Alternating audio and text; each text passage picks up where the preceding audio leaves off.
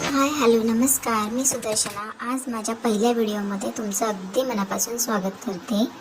आज आपण 4 टक ब्लाऊजचे टक्स अगदी सोप्या पद्धतीने कसे टाकायचे हे मी तुम्हाला सांगणार आहे.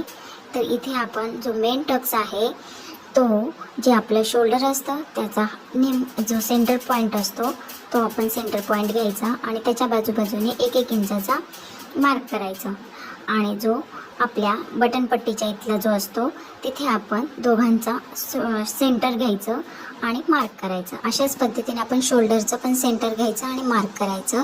चारही टक्सच्या मधलं अंतर 1.25 इंच येईल असं बघायचं.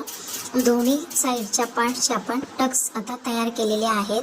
त्याला साईड एजला आपण शिलाई मारलेली आहे आणि आता आपण टक्स शिवून घेणार आहोत.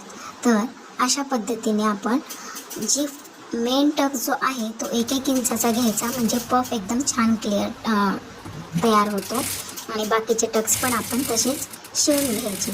अशा पद्धतीने आपण हे जे शिवले नंतर तुम्ही बघू शकता की पफ अतिशय छान तयार होतो, क्रिएट होतो.